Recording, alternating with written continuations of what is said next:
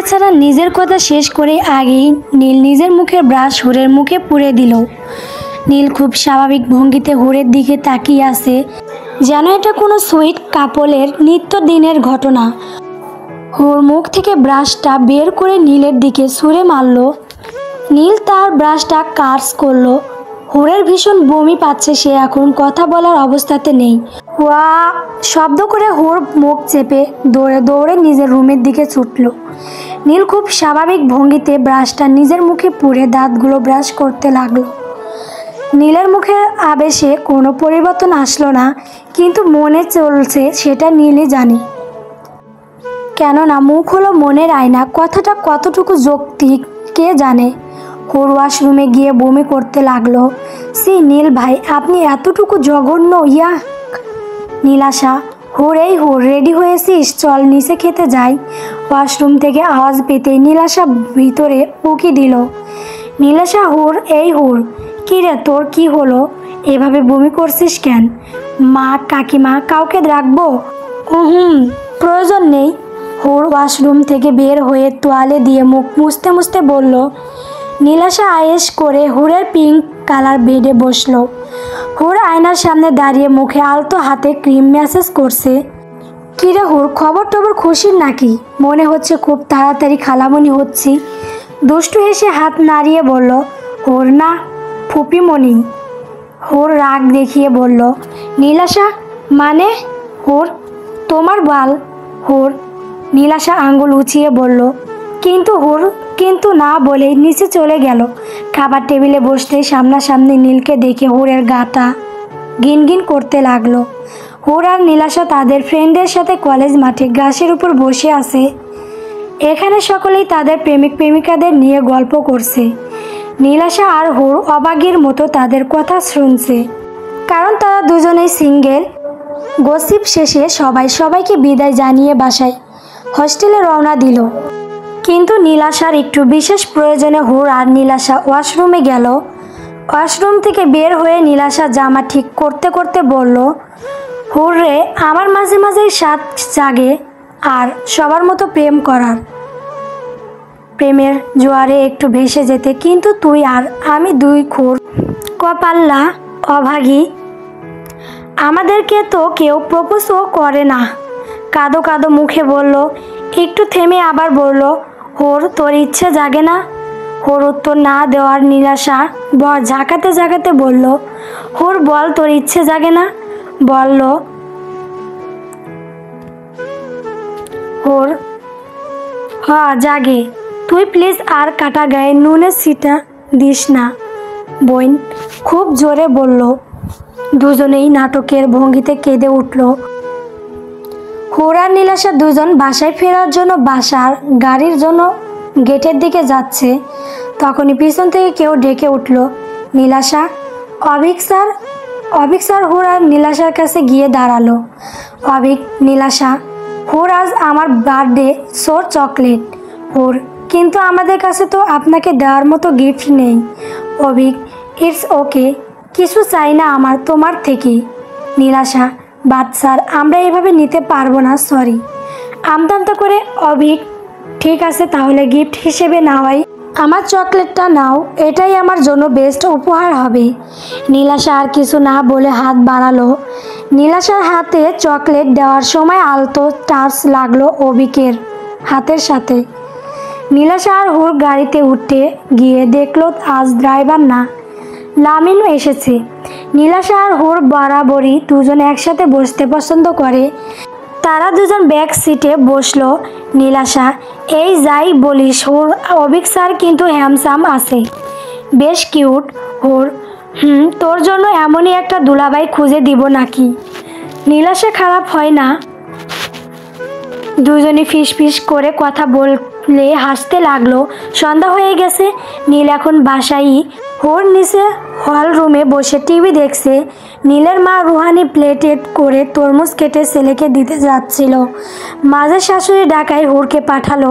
হুর নীলের ঘরে ঢোকার আগে সকালের ঘটনা মাথায় এলো। সাথে সাথে তার মাথায় খেললো দুষ্ট বুদ্ধি। হুর তরমুজগুলো জিভ দিয়ে চেটে চেটে এঁটো করতে লাগলো। ওর দরজাটা আর নক করলো না, দরজাটা আলতো হাতে খুলে ভিতরে গেল।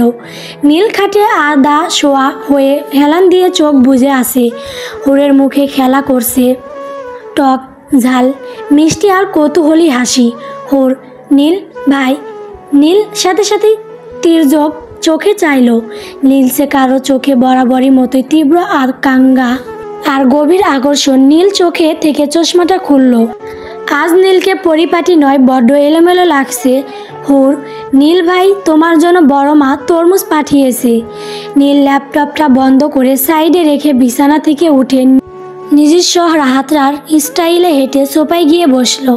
হুর তরমুজের প্লেটটা কফির টেবিলে রাখলো, খানিকটা পিছিয়ে দাঁড়িয়ে রইল। নীল তরমুজের লম্বা লম্বা চিরগুলো অদ্ভুত ভঙ্গিতে খেতে লাগলো। খাওয়ার ফলে লাইটের আলোয় চিকচিক করা ফর্সা গলার অ্যাডমাস আপেলটা উঠানামা করতে লাগলো। হুর ঢুক গিলে চলে যাওয়ার জন্য অগ্রসর হলো। নীল পাখি, যাবি না? আমার খাওয়া শেষ হলে তারপর যাবি। হুর কিছু বলার জন্য মুখ খুলতেই নীল, একদম নয়, অবাধ্যটা আমার একদম পছন্দ নয় পাখি। পাখি ওয়ার্ডটা বড্ড তোলপাড় চালায় হুরের মনে, যেন এটা একটা শব্দ নয় বরং কোনো গভীর সুপ্ত আকুতি। নীল খাওয়া শেষে টিস্যু দিয়ে হাত মুছতে লাগলো, কিন্তু তার তীক্ষ্ণ দৃষ্টি হুরের দিকে। Neel, nice two flavour, chocolate and watermelon, এমন ফ্লেভার আমি জীবনে কখনো পাইনি। জীবনটা এখনও টলমল করছে সেই তৃপ্তির আকাঙ্ক্ষায়। নীল, আচ্ছা হুর, ওয়াটারমেলন তো ঠিক আছে, কিন্তু চকলেট ফ্লেভার কোথা থেকে আসলো? হুর, আমি জানি না বলে হুর দৌড়ে যেতে লাগলো, কিন্তু দরজার বাইরে এক পা রাখতেই নীল তাকে ঝটকা দিয়ে দরজা বন্ধ করে দিল। ঝটকাটা এতটাই ঝরানো ছিল যে হুর মেঝেতে পড়ে গেল। নীল পিছন ফিরে হুরের দিকে এগোতে লাগলো, কিন্তু বড্ড জ্বালাচ্ছিস ইদানিং, আর পারছি না এবার তোকেও জ্বালাতে তীব্র ইচ্ছা জাগছে পাখি। নীল এক হাঁটু গেড়ে বসলো। হুর পিছতে গেলে হুরের কাঁধ চেপে একদম নিজের কাছে টেনে আনলো।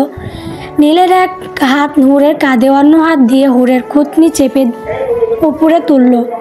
নীল, আমার বাজে ইচ্ছেগুলোকে তীব্র করে এখন পালাচ্ছিলি কেন? হুর, আমায় যেতে দিন, আপনাকে কেমন যেন উন্মাদ দেখাচ্ছে, আপনি নিজের মধ্যে নেই।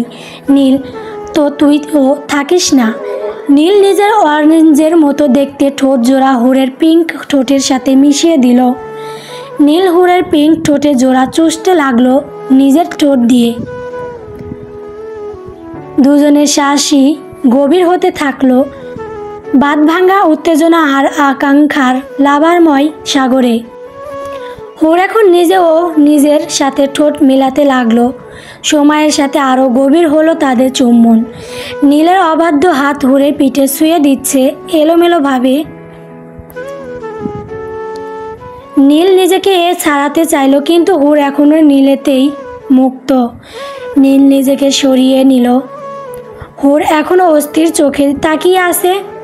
নীল চোখের ইশারায় না বোঝালো, তারপর রুম থেকে চলে গেল। হুর এখনও মেঝেতেই বসে আছে। একই হয়ে গেল আমার সাথে, আর আমি কিছু টেরই পেলাম না। হুর মাথা চেপে ধরে বলল। হুর নিজের রুমে চলে গেল। রুমে গিয়ে একটা ফুলদানি আছাড় দিয়ে ভেঙে ফেলল। হুর, এটা কিভাবে হলো আমার সাথে? নীল ভাইয়ের বিয়ে ঠিক হয়ে আছে তুবা আপুর সাথে, আর নীল ভাই বা কেন বারবার আমার কাছে আসে? নীল ভাই তো আমায় ভালোবাসে না। ভালোবাসলে তুবা আপুকে না আমায় বিয়ে করতো। তার মানে নীল ভাই আমাকে ব্যবহার করছে, আর আমি বা কেন নীল ভাইকে কাছে টেনে নিচ্ছিলাম। নীল ভাইয়ের প্রতিটা উত্তত নিঃশ্বাস, হাতের এলোমেলো স্পর্শ, পাগলামিতে আমি সাড়া দিচ্ছিলাম।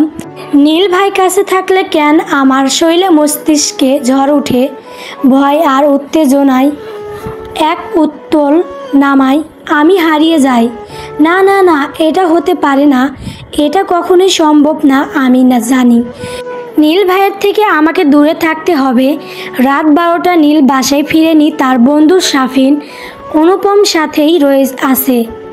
নীল সিগারেট টানছে। সাফিন ভাই এবার থাম প্লিজ, আর না, অলরেডি 3 প্যাকেট শেষ করে ফেলছিস। অনুপম তোর এই পাগলামি তোকে শেষ করে দিবে একদিন, পুরোপুরি দেখে নিস। নীল, যাকে আমি কখনোই নিজের সাথে জড়াতে চাইনি, সবসময় যাকে দূরে রাখতে চেয়েছি, সেই কেন আমার হৃদয়ের গভীর ক্ষত, তাকে ছেড়ে দেওয়ার কল্পনাও আমার জন্য মৃত্যু সমান। একবার তাকে দেখার জন্য কলিজাটা ছিন্ন হয়ে যায় আমার। এমন কেন হয় অনুপম? আমার জীবনে এত ক্লান্তির মাঝেও সে আমার এক কোণা সুখ। অনুপম আর সাফিন নীলকে সান্ত্বনা দেওয়ার ভাষাটাও হারিয়ে ফেলল এবার। আর কেউ না জানুক, অনুপম আর সাফিন জানে নীল কতটা ভালোবাসে হুরকে।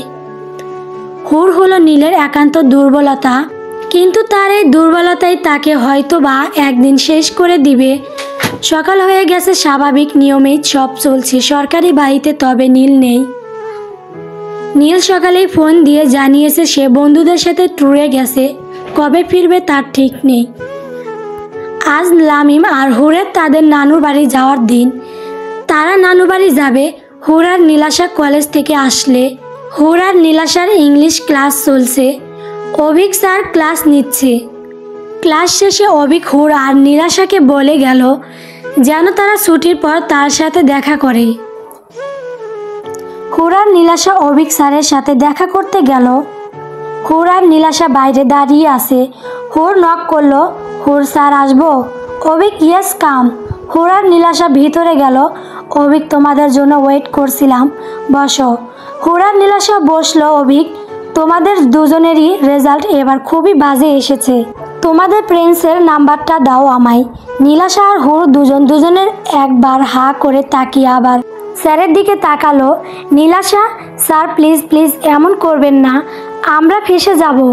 এরপর থেকে মনোযোগ দিয়ে পড়ালেখা করব, কথা দিচ্ছি। আর আপনাকে ফাঁকি মানে আপনার ক্লাস ফাঁকি দিব না। অভিক, সেটার সুযোগও আর আমি তোমায় দেব না, অনেক দিয়ে ফেলেছি। কি দেওয়া নেওয়ার কথা এত হচ্ছে স্যার? লামিম এন্টিন নেয় ওদের কথার মাঝেই। হুর আর নীলাশা চমকে ওঠে লামিমের গলা শুনে অভিকও খানিকটা ইতস্ত হয়। অভিক, কে আপনি? হুর, আমার ভাইয়া। অভিক, ওহ আচ্ছা। জোরপূর্বক খানিকটা হেসে, আসলে আমি ওদের পড়ার টপিক নিয়েই কথা বলছিলাম। লামিম, পড়ার টপিক নিয়ে কথা ক্লাসে হবে, এখানে কেন? লামিম আর কিছু বলতে পারছে না। আসলে সে বিষয়টা হঠাৎ পরিকল্পনা মাফিক না হওয়ার ঘাবড়ে গেছে। লামিম দুহাতে হুর আর নীলাশার হাত ধরে বেরিয়ে যায়। কী রে হুরজান, নীলা তোদের হলো? আর কত সময় লাগবে তোদের রেডি হতে? এই তো ভাইয়া, আমি রেডি। হুর আর আমিও নীলাশা, চল তাহলে এবার। সবাইকে বিদায় জানিয়ে হুর, নীলাশা আর লামিম রওনা হবে। তখনই লামিমের কল আসলো। লামিম, কি? এটা কিভাবে হলো? আমি এখনই আসছি আব্বু। হুরজান, নীলা সরি, আমি যেতে পারবো না, কাজ আছে, আমার অফিসে যেতে হবে। লামহা, কি হয়েছে ও লামিম, মা এখন বলার সময় নেই, আমি আসছি। রোজিনা, আরে বাবা সাবধানে যা। রুহানি, দাঁড়া, তোরা এত টেনশন করিস না, আমি দেখছি কি হয়েছে। হুর আর নীলাশা রেগে ওপরে চলে গেল। নীলাশা, দুর্বাল, এতক্ষণ সময় নিয়ে রেডি হলাম আর শেষে কিনা যেতেই পারলাম না। হুর, নীলাশা, শুধু অন্য সময় হলে অতীত বর্তমান সব তুলে বাড়ি মাথায় তুলতি, আর এখন শুধু হুর।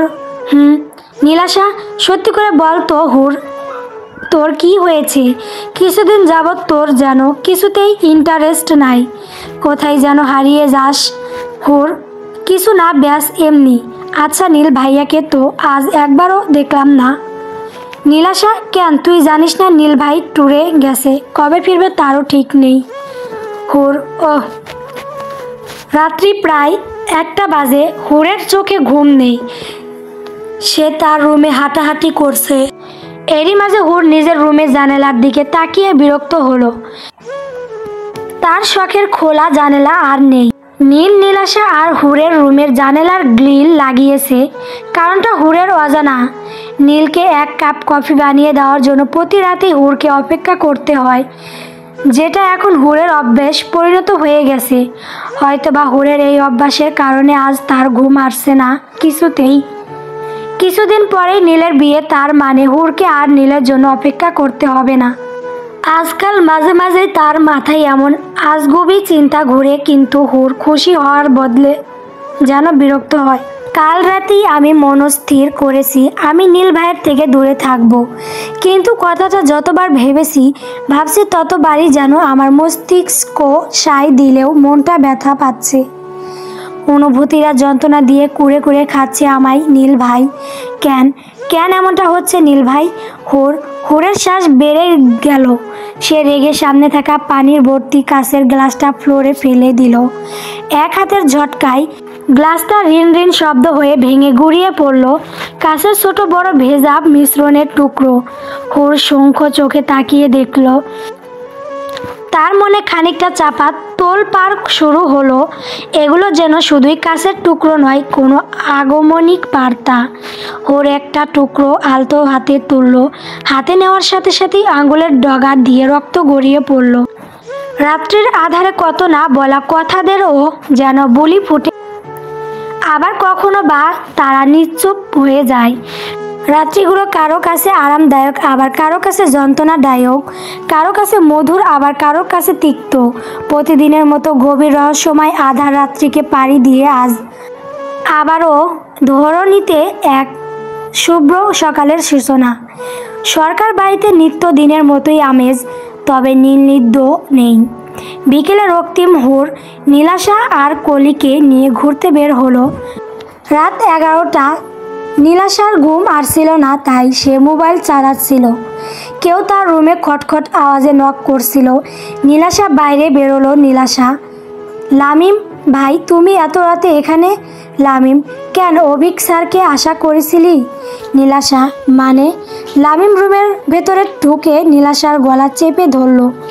গলা চেপে ধরে পিছাতে পিছাতে দেওয়ালের সাথে চেপে ধরল নীলাশাকে। লামিম, একদম নাটক করবি না আমার সাথে। তোর সাথে ওই অভিকের যদি কিছু নাই থাকে, তাহলে ছেলেটা তোর জন্য বিয়ের প্রস্তাব কিভাবে পাঠায়? নীলাশার দম আটকে আসতে লাগলো। একটু শ্বাস নেওয়ার জন্য ছটফট করতে লাগলো। লামিম নীলাশাকে ছেড়ে দিল। নীলাশা ঘন ঘন শ্বাস নিতে লাগলো। লামিম, একটা কথা স্পষ্টভাবে মাথায় রাখবি সব সময়। কলেজে তোকে পড়াশোনার জন্য পাঠানো হয়, পাত্রী হিসেবে নিজেকে উপস্থাপন করার জন্য নয়। এরপরে যদি এমন কিছু হয় তাহলে পা কেটে বাড়িতেই বসিয়ে রাখবো। লামিম চলে গেল নীলাশার রুম থেকে। কেটে গেল মাঝে 15 দিন। হুর প্রতি রাতের মতো আজও হাঁটাহাঁটি করছে তার রুমে। তখনই গাড়ির হর্ন পেয়ে জানালার ধারে যায়। নীল ভাই কথাটা উচ্চারণের সাথে সাথেই তার মুখে মিষ্টি হাসি ফুটে উঠল। তার শত না চাওয়া সত্ত্বেও হুর নীলের দিকে তাকিয়ে রইল, বাট নীল একবারও তাকালো না। নীল ক্লান্ত পায়ে হেঁটে নিজের রুমে চলে গেল। রুমে গিয়ে নীল দরজা বন্ধ করে দিল। হুর খুব যত্নে কফি বানিয়ে নিয়ে গেল, কিন্তু নীলের রুমের দরজা বন্ধ। হুর বার কয়েক ধাক্কালো, নীল দরজা খুলল না। হুর তবু দরজার সামনে দাঁড়িয়ে রইল। রক্তিম, হুর পরি কপিটা বরং আমায় দে, বড্ড প্রয়োজন বোধ করছি। রক্তিম পিছন থেকে বলে উঠল। রক্তিম হুরের হাত থেকে কপিটা নিল। রক্তিম, যা ঘুমিয়ে পড়, অনেক রাত হয়েছে। হুর আর দাঁড়ালো না, চলে গেল। রক্তিম হুরের যাওয়ার দিকে তাকিয়ে কপিতে চুমুক বসাতেই আগেই নীল দরজা খুলে কপি মগটা ছিনিয়ে নিল। রক্তিম, আরে আসতে ভাই, কপিটা গরম, আমার হাতটা পুড়ে যাবে। আর কপিটা খাওয়ার যখন এতই শখ, তাহলে এতক্ষণ বের হচ্ছিলি না কেন? নীল, তখন মুড ছিল না, কিন্তু এখন আমার মুড চেঞ্জ হয়েছে। রক্তিম, আরে ভাই, ইনফর্ম করে তো আসবে, কাউকে কিছু না বলে চলে গেলে আবার চলেও আসলে। নীল, এখন এত উত্তর দেওয়ার আমার মুড নেই, তুই যেতে পারিস। নীল দরজা বন্ধ করে চলে গেল।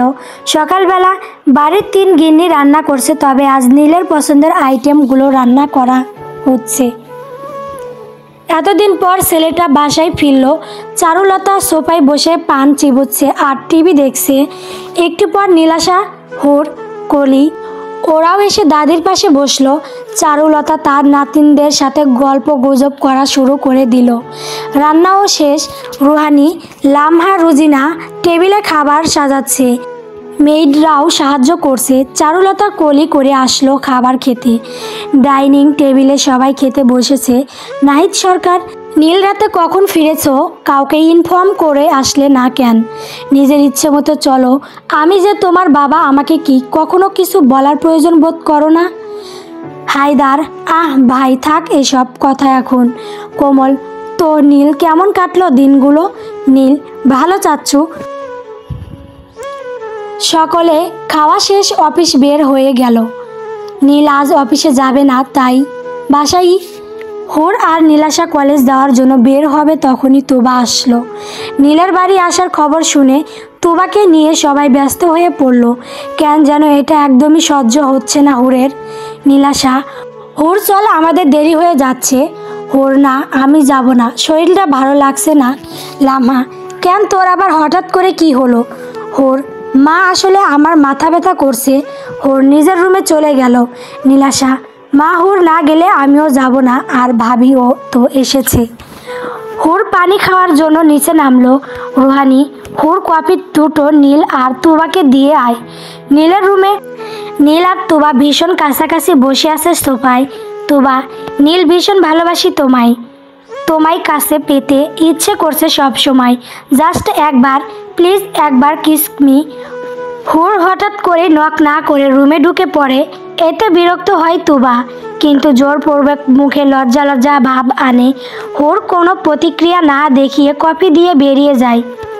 হুর কোনো প্রতিক্রিয়া না দেখিয়ে রুম থেকে চলে যায়। তুবা, নীল, তো যেটা বলছিলাম। Neel, get out.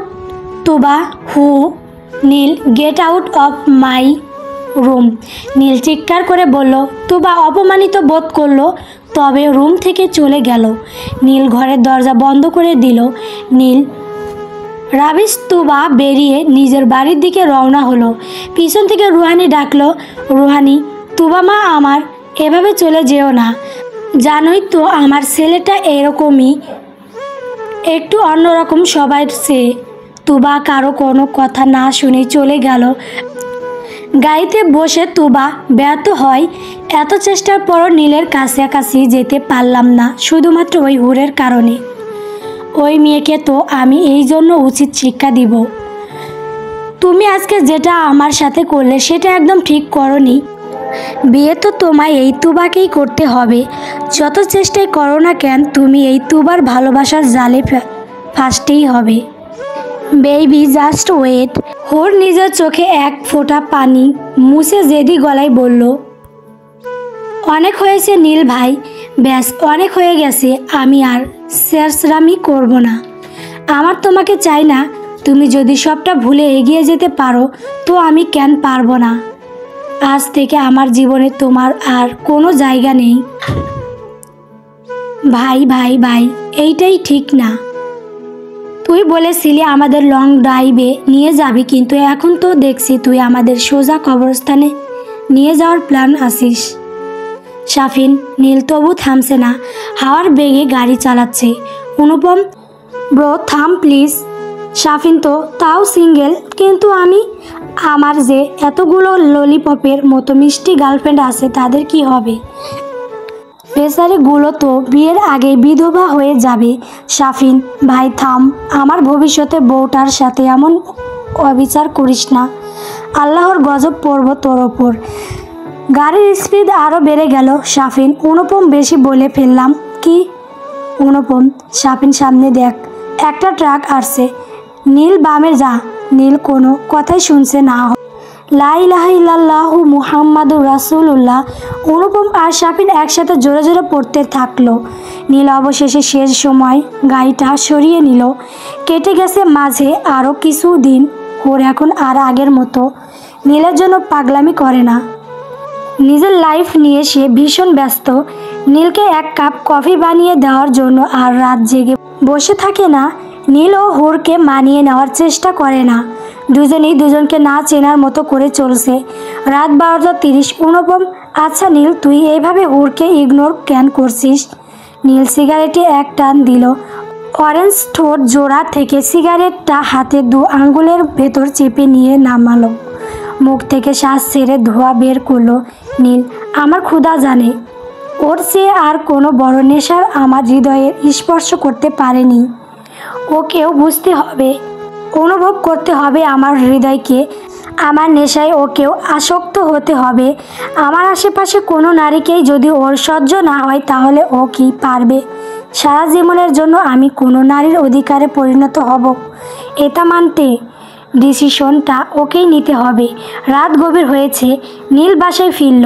বাসায় ফিরতে ড্রয়িং রুমে দেখা মিলল মা রুহানিকে। আজকাল উনি ছেলের জন্য অপেক্ষা করেন। নীল ঘড়িতে টাইম দেখল, রাত 1:45। নীল, কি ব্যাপার মা, এখনো জেগে আছো কেন? না করেছি না, একদিন রাত জাগতে হবে না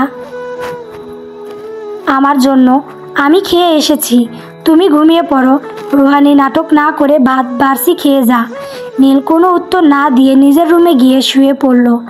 রুহানিও বুঝে গেল তার ছেলে ঘুমিয়ে পড়েছে, তাই নিজের রুমের দিকে রওনা দিল। তবে তার চোখে এক ফোঁটা পানি চিকচিক করে উঠল। আজ শুক্রবার, খাবার টেবিলে সবাই বসে নাস্তা করছে। নীল আর হুর সামনাসামনি বসা। খেতে খেতে হুর বিষম খেলো। নীল আর রক্তিম দুজনেই পানি এগিয়ে দিল। হুর রক্তিমের হাত থেকে পানির গ্লাসটা নিয়ে পানি খেলো। নীল হুরের দিকে এগিয়ে দেওয়া পানির গ্লাসটা থেকে নিজে ডক ডক আওয়াজ তুলে পানি খেয়ে নিজের রুমে চলে গেল। নীলাশা, হুর হুর নিচে চল, তুবা ভাবি এসেছে। হুর, তোর ভাবি এসেছে তো আমি কি করব? তোর ভাবিকে কি দেই দেই করে মাথায় তুলে নাচবো? নীলাশা, আহ হুর, আজকাল কেমন কেমন কথা বলিস, চল নিচে যাই। হুর, বিরক্তি করিস না আমাকে, উপন্যাস পড়ছি। নীলাশা, পরে পড়িস, চল নিচে যাই। নীলাশা হুরকে টানতে টানতে নিচে নিয়ে গেল। তুবা, পিচ্ছি ননদিনী, কেমন আছো? হুর, অনেক ভালো। তুমি? তুবা, সেম টু ইউ। চলো গার্ডেন থেকে ঘুরে আসা যাক। নীলাশা, হুর, কলি। তুবা গার্ডেন গিয়ে ঘুরছে। নীলাশা বিভিন্ন ফুলের সাথে পরিচয় করিয়ে দিচ্ছে তুবাকে। ওরা কথা বলতে বলতে অনেক দূর এগিয়ে গেছে। আর হুর হোয়াইট গোলাপ ফুল দেখছে। হুর একটা গোলাপ ছিঁড়ে কানে গুঁজলো। তুবা, আরে হুর, এত দূরে কেন? এইদিকে এসো। হুর নগ্ন পায়ে এগোতে থাকলো বেখেয়ালি ভাবে। হুর খেয়ালি করলো না সামনে কাছের টুকরো ছড়িয়ে আসে। হুর এগোতে থাকলো। হঠাৎ কারো হাতের টানে হুর ঘুরে গেল, কিন্তু লোকটি তাল সামলাতে না পেরে হুরকে বুকে নিয়ে পড়ে গেল কাছের টুকরোর ওপর। নীল চোখ বন্ধ করে আসে, মুখে ফুটে উঠেছে বেদনার ছাপ। নীলের হাত হুরের কোমরে।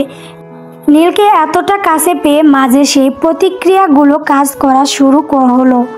তুবা দৌড়ে এলো। তুবা, হুর উঠো, নীলের পিঠে কাজ বিঁধে গেছে। তুবা হুরকে নীলের উপর থেকে টেনে দাঁড় করালো। নীল উঠে দাঁড়ালো। নীল বাগান থেকে হেঁটে নিজের রুমে চলে যাচ্ছে।